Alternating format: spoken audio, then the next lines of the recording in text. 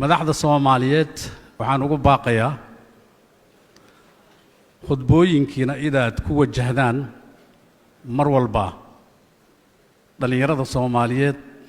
oo qayb weyn ka ah bulshada Soomaaliyeed in la hormariyo dadka amniga ka hadlaya waxaan kula dardaarmayaa haddii aad rabtaan amni in la sugo amniga wuxuu ku jira dhalinyarada Soomaaliyeed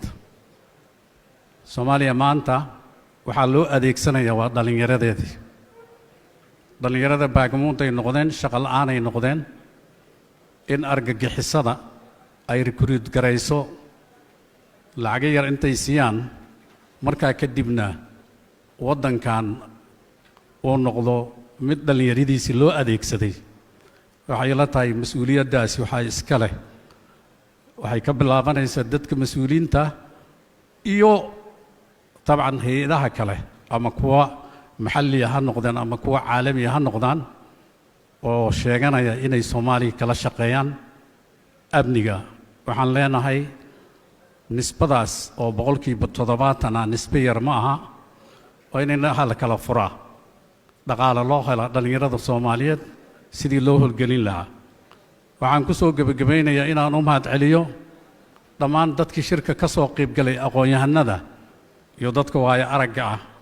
oo runtii markaan dhageystay doodaha halkan ka socda si hoose loo galay oo si tafaasiila looga dooday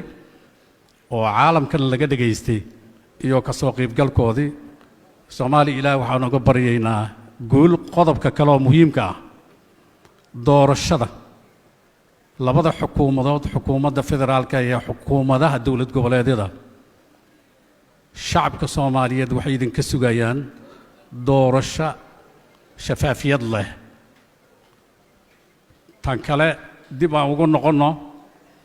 شعبك مرنا ومضوا القاضي كران ما أنت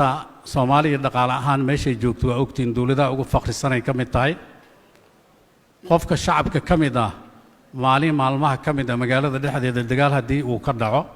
وحالجي أبا مالين تسقويس كيسا إنا هلين quraacdii iyo qadadii cashadii marka hal maalin oo foodo dhacday waxa laga yaabaa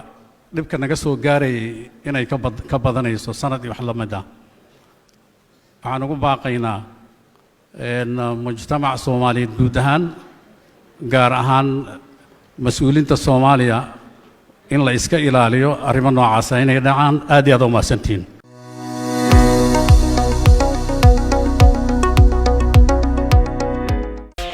كحرنو IBS Bank goob kasta iyo goor kasta adigoo isticmaalaya IBS Mobile Banking degso application-ka oo isticmaal adeega IBS Mobile Banking si aad u isticmaasho application-ka fadlan kala soo deg Google Play ama App Store-ka ku qoro IBS Mobile Banking kadibna guji install si aad ula soo degto app-ka haddaba ka isticmaal teleefankaaga adeegyada IBS Bank